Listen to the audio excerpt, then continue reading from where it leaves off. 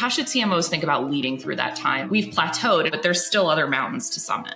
If you're a venture-backed company, you can't hit plateaus ever, right? Like the point is that if you are backed by VC money, the outcomes are very clear. You have to get to some type of an exit. Well, you're going public or you're getting acquired.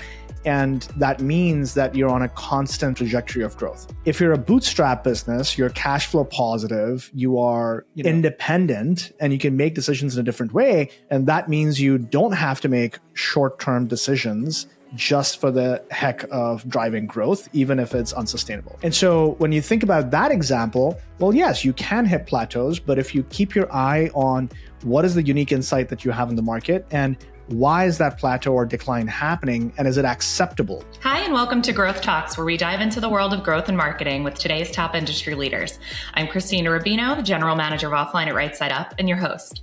Today, I'm excited to welcome Pranav Piyush, the CEO of Paramark, a marketing measurement and forecasting platform that's trusted by CMOs and CFOs to make smarter decisions and drive sustainable growth. And with over 20 years of experience leading growth and marketing at companies like Dropbox, Pilot, Magento, and BILL, Pranav has scaled success and driven transformation across every stage of the business lifecycle. And I'm so stoked to have him on the show with us. Pranav, thank you for joining me. Thanks for having me. That intro makes me sound way more impactful.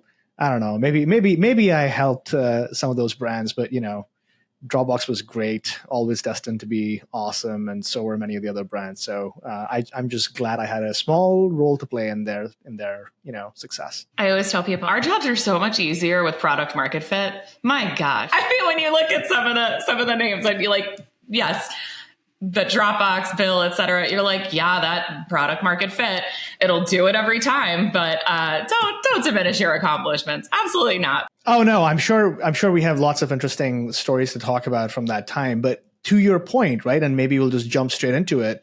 If you have a good, strong product that you're starting with, everything else is easier. People sometimes think about growth and marketing as somehow divorced from product, but it really isn't.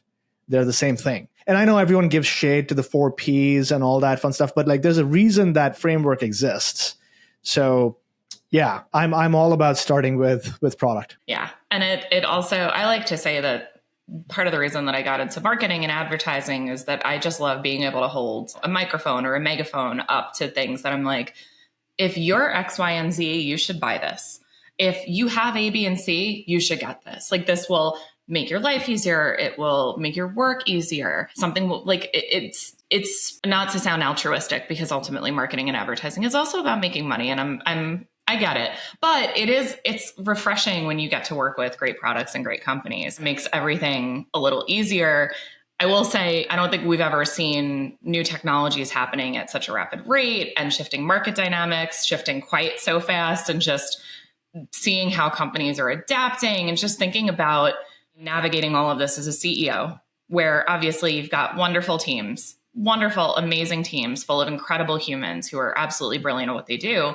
But when you think about starting to like make a major shift in an organization, when and how do you think about framing the why behind a major shift so that you can create some clarity and drive alignment, but ultimately like build momentum across an organization? When everything is shifting, how do you frame the why behind shifts so that you get people on board? Yeah, it has to start with an insight and a problem that you're trying to solve. So if you've very clearly identified the blocker between where you are right now and the future vision of where you want the business to be, and that's typically a statement that the board makes or the CEO makes or somebody in the business says that, hey, this is where we are today. This is where we need to be in the future to be able to build a sustainable business and, own the market share that we think we deserve. And there's usually something standing in between of those two things. If there's nothing standing in between those two things, fantastic. Keep doing what you're doing. But if there's something that's standing in between those two things, then you have to have a unique insight about how you're going to get through that blocker.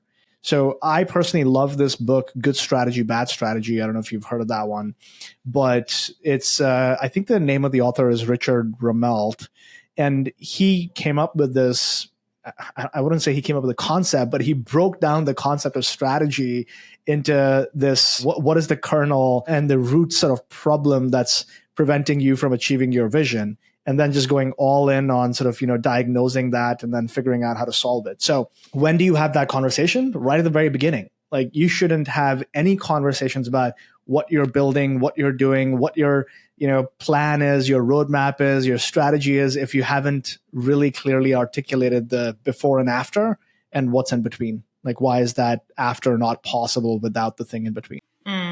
Yeah, I think that, and that just answers the why without prevaricating, right? Because I also think sometimes like the why behind something can simply be, it will make the product better. It will make the end result for the customers better.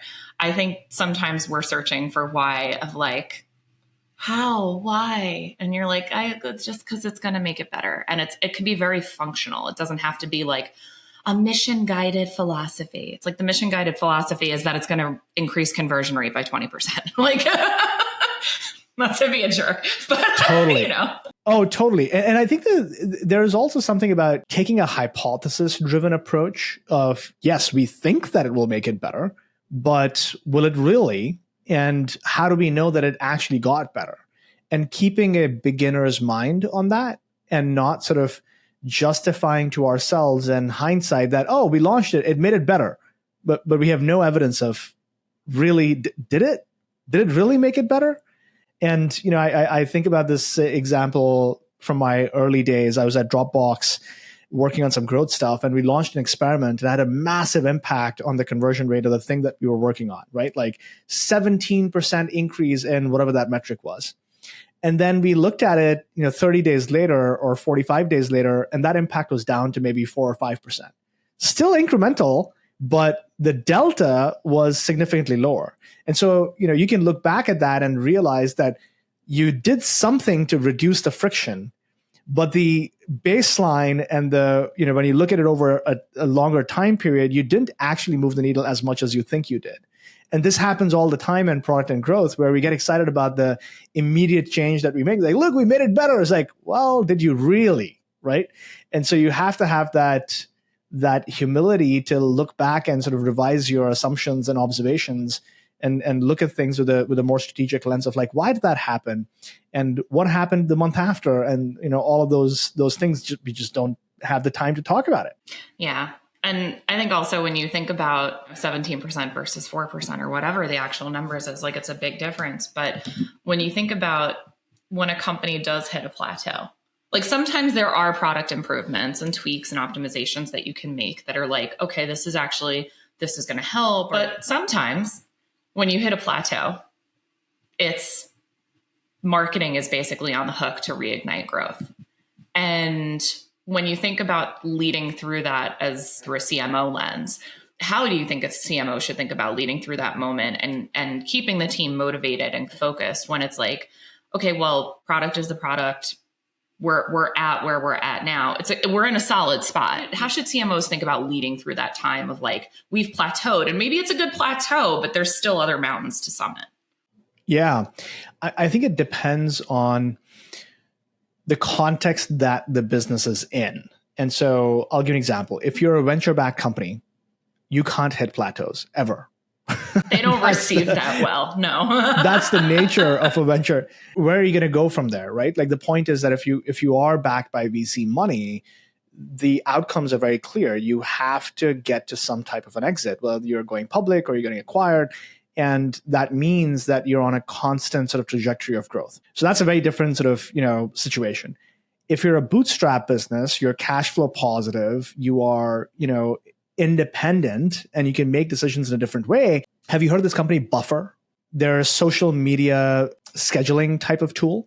They're amazing. They've been around for like 15 years, bootstrapped. And they went through this period where they were growing, and then they completely plateaued, and they actually started declining. And for 2 years, they were in a declining state, and then they just turned around and are back on their growth trajectory. And here's the best part. They publish all of this publicly. Wow. And so when you think about that example, well, yes, you can hit plateaus, but if you keep your eye on what is the unique insight that you have in the market and why is that plateau or decline happening and is it acceptable? It's the same exact thing. Is it regrettable that you've hit that plateau and the business is declining, or you're just letting go of a whole bunch of customers who wouldn't have been good long-term customers anyway? And you're pivoting the business to a state where you're attracting more positive long-term customers, right? If there is something that's broken in the business that's causing that plateau, then what is the thing that's broken? And maybe it's, our service is not good enough. Maybe it's the demand for the product that we're selling is gone. Maybe it's a competitor is just undercutting us on pricing. But what is the thing that we can point to? And, most people think that it's like 5 things. No, it's usually just one thing. So what is that one thing that is a clear reason for the plateau to be happening? And, I'll in my sort of experience, there was one company that I was at where I was leading marketing, and we were in that situation where growth was good. We were getting new customers all the time, but the nature of the product was such that it made us operate in a very siloed market. And the positioning, the name, the brand, everything was all about this one use case. And in reality, if you zoom back and think about our audience, they had all these other needs that we were not even trying to solve for. And we didn't even earn the right to solve those needs because of the way that we were positioning the product. And so the big bet that we wanted to take was renaming, rebranding, relaunching the product to appeal to the same audience. So not changing anything about the audience, but having a bigger impact on their business. Now that's a very long-term push. It's not going to have immediate results. It's not going to look, you increase your growth rate by 20% month over month since doing that launch, because it's not a point in time, one feature, one conversion rate type of change. So for that, we had to talk about it at the board level, C-suite level. We had to talk about it at all hands for multiple months before we were ready to make that switch.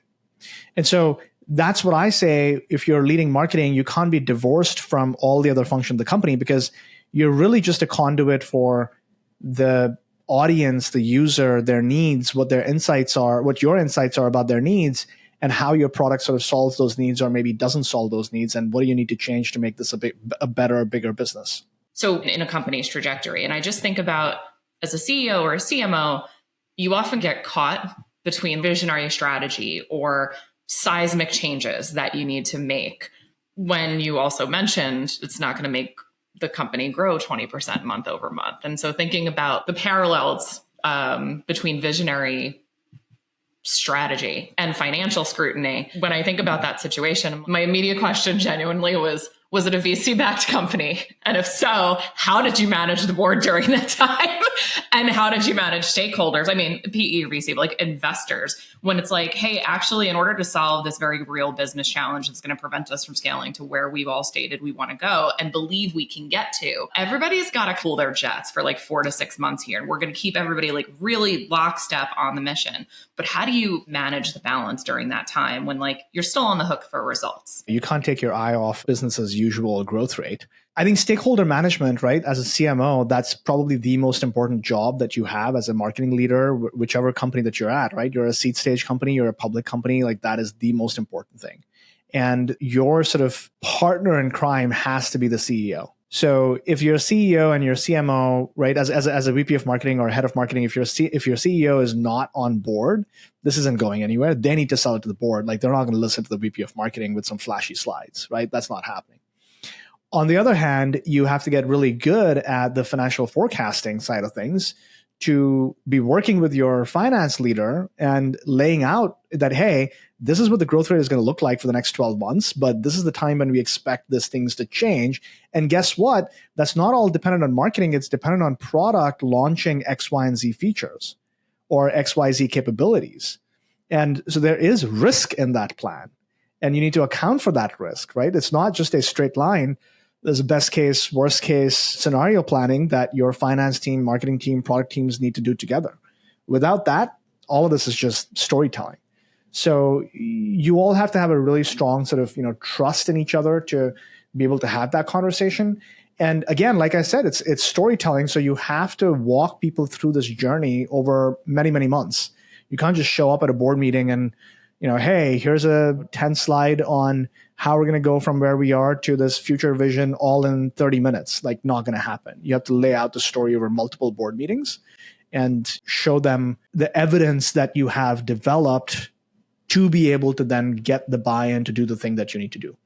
Now, that particular company was VC backed, and it was, 7 or 8 years into the journey. So everyone was very clear that something needs to change, right? If we were talking about a different outcome where growth is phenomenal, or it has been phenomenal for like 6 years, you're growing 100% year over year for 6 years, and then suddenly you have a bad year, that's different.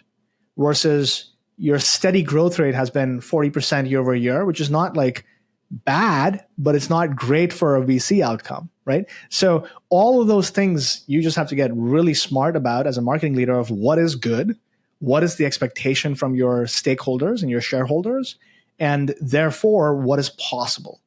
And full transparency, that company got bought, literally based on the storytelling. And now that was a great outcome, but now we were in a public company and the stakeholders completely changed. This taking a big, bold bet and this like completely futuristic vision was much harder to sell, even though that's what they bought when they bought the company. So it's really interesting how the dynamics change depending on the situation that you're in. Yeah, no, it's true. It is fascinating. And I know you mentioned the CMO's got to really partner with the CEO. Thinking also about just the financial end of this journey and managing expectations. And we joke around, but one of my colleagues and I have an acronym, KFH, Keep Finance Happy. It has yet to steer me wrong. But like when you're thinking about like long-term bets, like brand or category creation, and you've still got a CFO that's like, hey, we need to maintain discipline around these quarterly goals that we've got rolling here. Obviously, you're making a partner out of the CEO. How do you work with and make a partner out of CFOs in your experience? Oh, such a good question. Yeah, I think it starts with understanding your numbers really well. And I don't mean everyone throws around data-driven marketing and, you need to be good with the numbers and understand the P&L. Okay, all of that is fine. What I mean is really examine the assumptions that feed into your financial operating plan. And what that means is sit down with the CFO and have them tell you, hey, when you see this quarter over quarter number or year over year number growing at 20% or 30% or 40% or 50%, how did you arrive at that number? What was the rationale for that 50% growth? Is that coming from some place of evidence, or is that just coming from, hey, this is what the board expects us to do? So is it a forecast, or is it a top-down goal? Because those two things are very different. And so, if you don't have clarity about that and you're just operating with a goal but calling it a forecast, you're screwed, right? Like this is going to end in failure. So understand and label what is the thing that you're actually driving towards, and then what are the assumptions that are feeding that operating plan. And then be very clear. Hey, how do we know that this is true? I'm looking at the data for the last 12 months and I see a very different rate, and it suddenly goes in the operating plan from this to this. Where is that coming from? Who signed off on this? Because ultimately that's where things break, is people are over optimistic when they present these plans to their board. That's the nature of human psychology, that it's hard to tell to the board why our baseline just grows at this rate and not at this rate. And it's like, are you willing to have hard conversations? Because if you're not, honestly, even the CFO should get fired. And so, right, you call it out, you don't shove it under the rug, you don't, say things like, we just have to work within those boundaries. Like, no, be confident about what you are bringing to the table, what you are seeing in your data, and call out the fact that that forecast is unrealistic. Yeah. Yeah. No, I was going to say, this is the direct New Yorker in me talking, but there have been times in my past when it's like, hey, so this is the goal and blah, blah, blah. And then to your point, there is this confounding thing that people do where they make goal and forecast synonymous. And it's like, I could hope for a lot of things, My father-in-law has a great expression where I'm like, well, what do you hope? Like, what do you want to get out of this? And he's like, I don't know, a stack of hundreds 3 inches high. And I'm just like, oh, that's such like, he's a retired local 3 electrician from New York. Like it is like chef's kiss. But it's like, yeah, I want a lot of things. I would love to hit that goal. Oh my God, I want that for us. I love that for us. But I'm not going to sit here and forecast and basically act like we're going to hit that goal when I can do math, like basic arithmetic, am rooted in the company, like as a responsible head of marketing. I mean, frankly, as a responsible channel manager, even, right? You know, a lot of the people listening to this show are probably often a little more senior, but I think we have a lot of growth marketers who listen to this and might be a little earlier in their career. It's like that kind of honesty in your career and just in being realistic about everything around you starts when you're managing a channel for the first time. Yeah, 100%. And, you know, this comes back to why we even started this company, Paramark, because I felt that distrust. I've seen it myself where marketing and finance are not on the same page. And so now when we work with our customers, and I think you all do as well, like I tell people, get your finance team into this conversation now, in the sales process, in the onboarding process, in the implementation process, because guess what? If you show up 6 months later and they haven't bought in on the framework, this isn't going anywhere. So that critical step of like bringing your finance counterparts along for the ride. And, you know, I know we are all fans of incrementality until you get to the true understanding of what a certain channel is doing or what marketing is doing. Everything else in your forecast is just bullshit. So, you know, like it's a hard pill to swallow to have that conversation. It is. This is a perfect through line to the next topic of like measuring what matters, frankly. I'm going to pause us here for a second because we do a fun little game just to like loosen things up a little bit. It's called the A/B test. It's very scientific. It's not, but it's some work related questions, some questions just for funsies. But yeah, I tell people all the time, I'm like, you get one, it depends. Because of course, marketers are like, well, it really depends. And I'm like, does it? Or can you just not choose? All right. First one, mountain or beach? Mountain. Would you rather be famous or be legendary?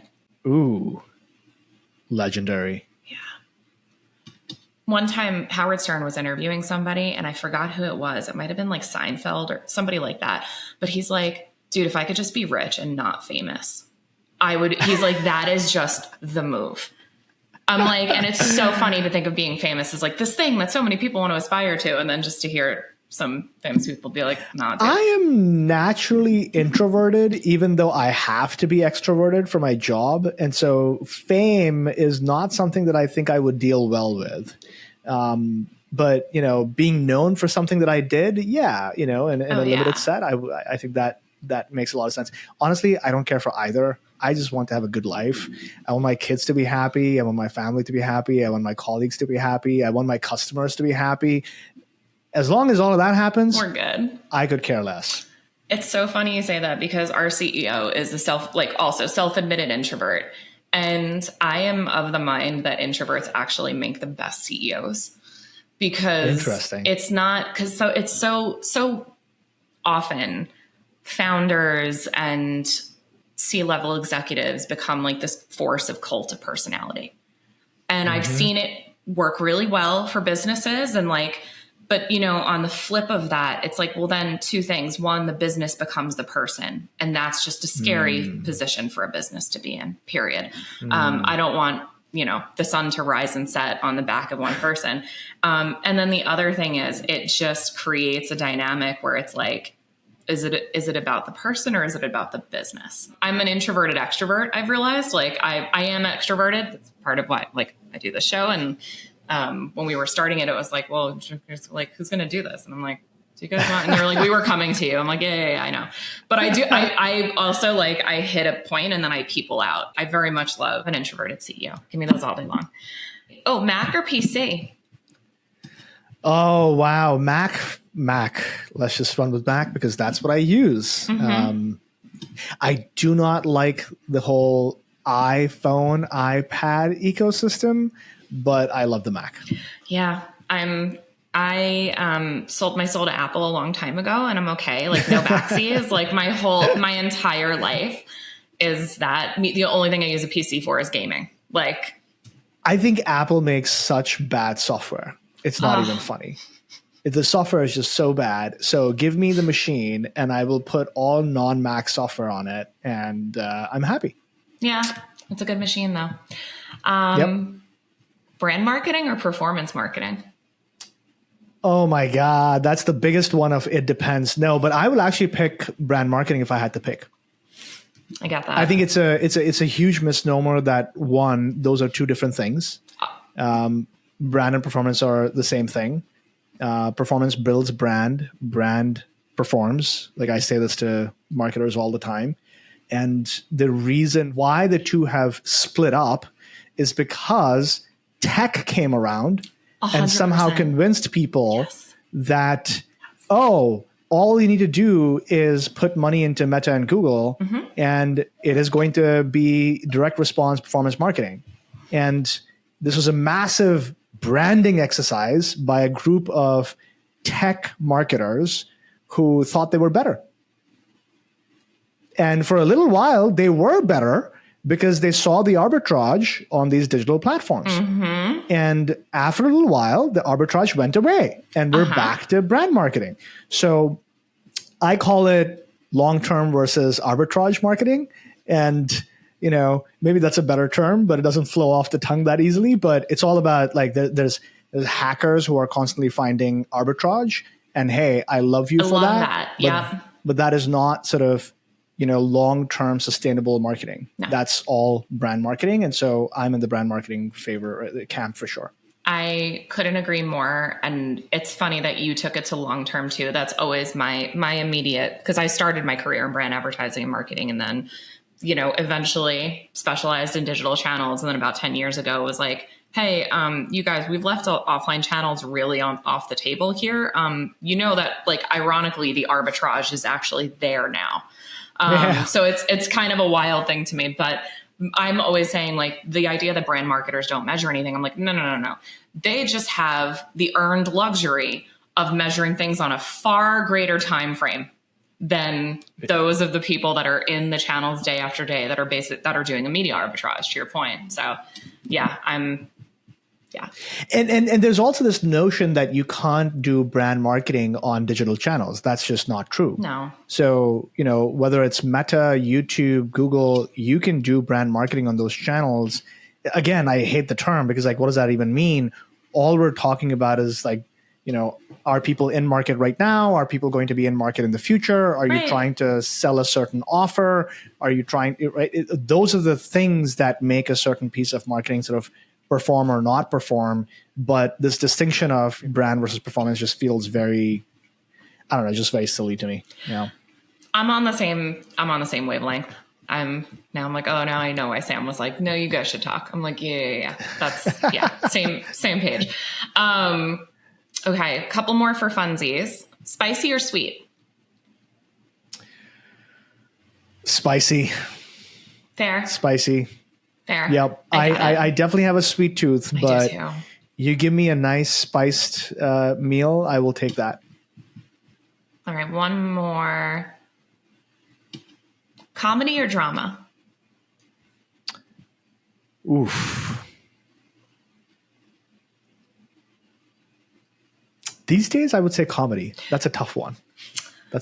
Yeah. I do love a good drama, but yes. I think for the stage of life that I'm in, where everything is, like, you know, always on, it's 11 on 10, a little bit of comedy is fantastic. So I have enough drama in my life right now where I just need to tune off and laugh for a little bit, you know? Yeah, I love that too. Yeah, my TikTok For You page is just literally, it's so much stand-up comedy. It is just, it's so much stand-up comedy, but yeah. There we go. You know, I promise that, well, I should say, what made you start Paramark? What made you guys start the company? Right Side Up started from a place of, like, Tyler, our founder, was in-house and was like, I can't find the agency that I want to hire. And managing freelancers and trying to find the best people at what they do is also insanely difficult. We sprung from a problem that people were navigating in-house. So I have a feeling it might be a similar story. It was similar, but a little bit different. So I was a marketer, I was in-house, and I knew I wanted to start a company to serve marketers. And the reason for that was I had been a buyer of marketing software. I had been managing teams that were deploying dollars on Apple and Google and Meta and all of those places. And so I knew how messy that whole MarTech stack was. And I have a computer science background. And so I understood why those things are the way that they are. And so I often would find myself as the expert in the business who could talk to marketers, but also talk to the data team and then also talk to product and engineering. And I looked at that whole landscape. I'm like, this whole ecosystem of marketing software needs to be better. And so that was the initial inspiration. It wasn't that I was going to go build a measurement company. But then I went and talked to every CMO and VP of marketing that I could find. And day after day, interview after interview, the number one problem that people brought to us was it's really hard to talk to my finance team about what's working, what's not working. Some people will call it attribution. Some people will call it modeling and incrementality. But the pain point was very clear. It's like, hey, CFOs don't trust us.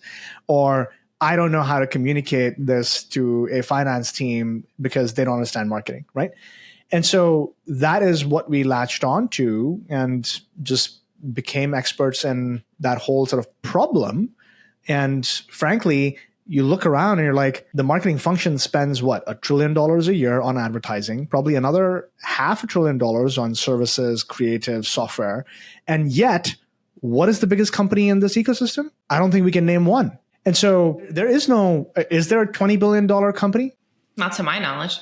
Exactly, right? Maybe the Trade Desk, maybe AppLovin, right?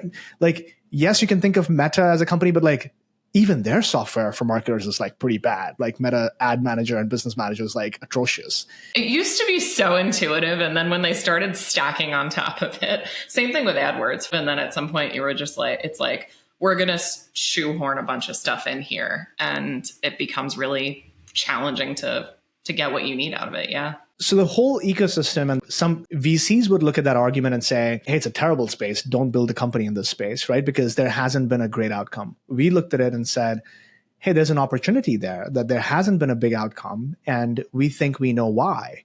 And that's because that the right set of team and product haven't come together that can truly talk to the marketing leader, talk to the finance leader, talk to the data leader, and build a product that serves all three personas in a way that replaces this first touch, last touch spreadsheet, tracking everything in like 5 different places. All of that needs to be burnt to the ground. And yeah, that was the reason why we built the company. Yeah, I couldn't agree more. I am really fond of saying like overlapping and redundant methodologies of attribution, because at this point, I'm sorry, but like nothing is the holy grail truth. Like that just doesn't exist. There's a lot of single channel attribution. And earlier you were mentioning like if finance isn't bought in at the beginning, I mean, I'll add if marketing isn't bought in at the beginning, I still navigate this every day where I'm brought in as the subject matter expert. I run my business unit here. And when I'm brought in, a lot of the time early on in the conversation, I'm like, what is your attribution methodology that you're using to guide decisions every day? And the second I hear last click or first touch, I'm like, okay, let's talk about this. First of all, if it's last click, please don't bother with podcast advertising. Please don't bother. I mean, honestly, don't bother with offline. You haven't gotten to the point at which you can actually measure impact. You're just going to look 3 months from now and be like, why did my brand search actually go up? But if you're not prepared to measure the background impact and the indirect attribution of the channels that you're running, you're going to shortchange all of your marketing investment. And then you're going to come to the end of campaigns and be like, I think that worked. Do you think that worked? And then it's like, I think that worked. If I could never be in that position again, it would be too soon. Yeah. I wrote a post on LinkedIn a while back. I was like, I wish I could go back and be a CMO now after, 3 years of building this company and understanding the nuances of every possible channel and measurement and so on and so forth. The communication side of it and the measurement side of it has gotten really easy, obviously, as it should be, right, for somebody like me. And when you understand that deeply, the way you think about allocating budget, the way you think about experimentation, the way you think about forecasting, the way you think about communication with your CFO, all of that stuff melts away. There is no anxiety. There is no panic attack 2 weeks before the board meeting. It's just, hey, here are the numbers. Here's what worked. Here's what didn't work. And here are the 5 experiments. And maybe some of them will work and maybe they won't, but here's the plan. It's very unemotional. And us marketers get so emotional about this because we don't have the statistical literacy to talk about it in an unemotional way. Every CMO and VP of marketing should have a right-hand person who understands statistics deeply. If they have that, I can tell you that that's going to be a world-class marketing team. Yeah. And it avoids, there's a million things that I can piggyback off that with. But one of the big ones for me is that it avoids, you mentioned experimentation.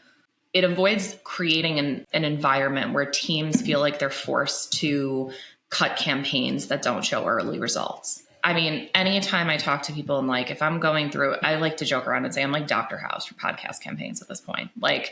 Tell me what's going on. And I literally can sit there and play Dr. House, and I'm right an astonishing amount of the time. One of the big ones is if I'm going through and I'm like, oh, okay, your offer's pretty solid. The product seems fine.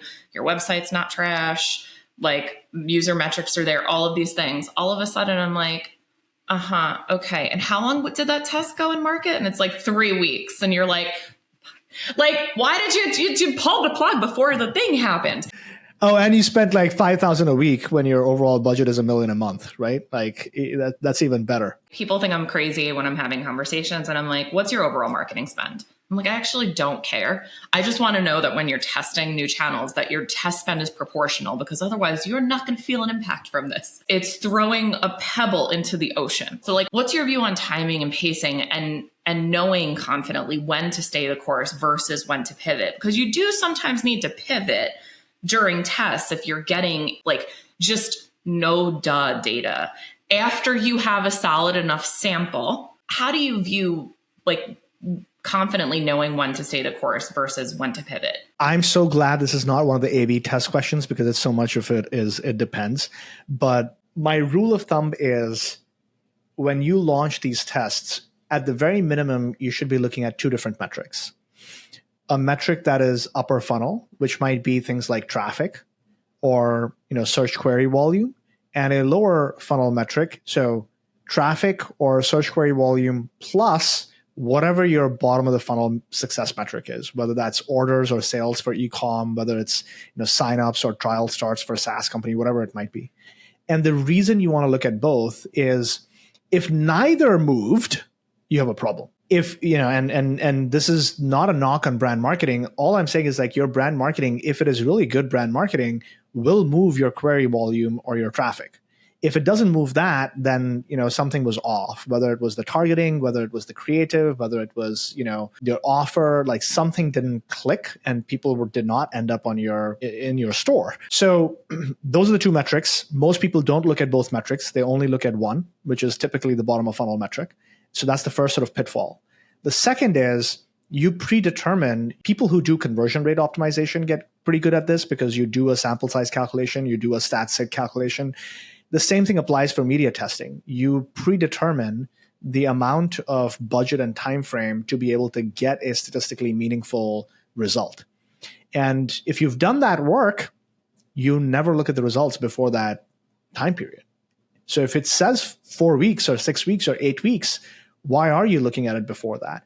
And the reason is because people are impatient. They did not set expectations with their leadership that, hey, we're not going to look at this for 8 weeks. And so when you didn't set the expectations, you didn't set up the culture of experimentation the right way, then you're always just trying to satisfy your stakeholders rather than get to the true answer. And sometimes, don't get me wrong, marketers are good at overpromising. It's hey, we're launching this amazing new creative. It may not work. Say that 10 times to everybody in the business. It may not work. CYA, just cover your ass. Honestly. You have to, because you have no way of knowing. You have no way of knowing until it hits the market and you get actual results. So that's the framing. And, for anything to get catastrophically wrong means that you're hurting the business. Okay, let's talk about that. You launched a message or you launched a campaign And the message somehow was controversial. You took a big, bold risk. It was a little too risque. It was a little too, in your face, whatever it was. In those cases, you're in a crisis situation. And again, it comes down to how good are you with the CEO in terms of crisis comms. So if the CEO and the CMO are on the same page about, hey, we're going to just get through it. Don't worry about it. We're willing to take a bet. You're fine. If it comes as a surprise to the CEO, like, hey, we need to pull the plug, you need to pull the plug. And so, but those are very, very rare cases when you hurt the business in such a, big way as a result of a marketing campaign. The biggest thing that I see is like nobody cares. It's apathy. Yeah, exactly. It's apathy. Exactly. Apathy is the biggest catastrophe. And that's fine. It's not destructive. It just means you burnt $100,000 or $200,000 or, whatever amount of money that you set aside for that campaign. So I don't think it's a big deal. You still learned something. For sure. This is another big thing. I'm like, hey guys, so in a culture of experimentation, what have we learned here? Like, we're launching a new channel and it's new to our marketing mix. We've never launched anything like this before.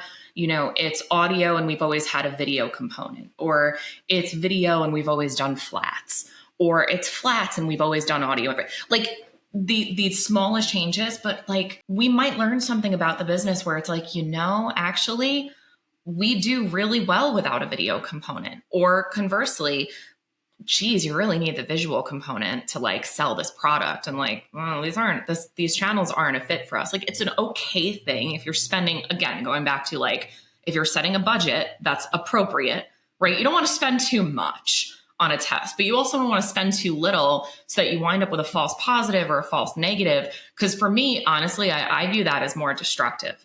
Because like a false positive, let's say you're like testing sports as a format, and you're testing it across multiple channels. But if you're testing, let's just say, I'm just going to use it came to mind. If you're testing podcasts and you want to test sports as a genre, you test 2 shows, and one show worked and one show didn't. But one show, it banged. It's very easy. Or if you just test one show, it's very easy to be like, oh, sports is it for us and blah, blah, blah. And then to just go and make these investments. So it's like, no, like you've got to be really intentional with experimentation budgets, because you might learn things that are shocking to you about your business. And then you're going to need, like, that is valuable to you. That has probably saved you X amount of money in iterative testing, because you're just retesting constantly. Yeah, it's a great example of like not being too myopic in your experimentation, like really thinking strategically about what it is that you're testing. Is it about that specific channel, or is it about the sports genre altogether? And have you done some qualitative research to inform that hypothesis in the first place? Right. What's making you point in this direction? And then what about this direction is so compelling to you? Test that as a variable. I just had this conversation with somebody this morning. I was like, no. We're not going to add in seasonality testing to new media testing. Just going back to something you said, and to wrap us up here, being in a position, I find myself in a similar one where it's like you're talking to marketers, maybe doing a job that you used to do. And like day after day, you're talking to CMOs, you're talking to VPs, and obviously you have that experience. You did mention there's like a party that wants to go back and do it now. This would be so much easier, or, oh, I could do that so much better. Are there things that you just always encounter in conversations with people where you're able to guide them and give them advice, where you've clearly turned on something for them? What would you tell yourself in the same situation? Yeah, I tell people to put themselves in the consumer's shoes. And what that means is, regardless of what you sell and how you sell it, like if you think about your own behavior when you watch TV, when you scroll Instagram, when you scroll Reddit, when you listen to a podcast, when you listen to a radio, like I put them in that shoe in my very first conversation with anybody. And I asked them, did you click on a podcast ad? No, you didn't. Did you click on a TV ad? No, you didn't. Did the TV ad make you laugh or make you think? Maybe.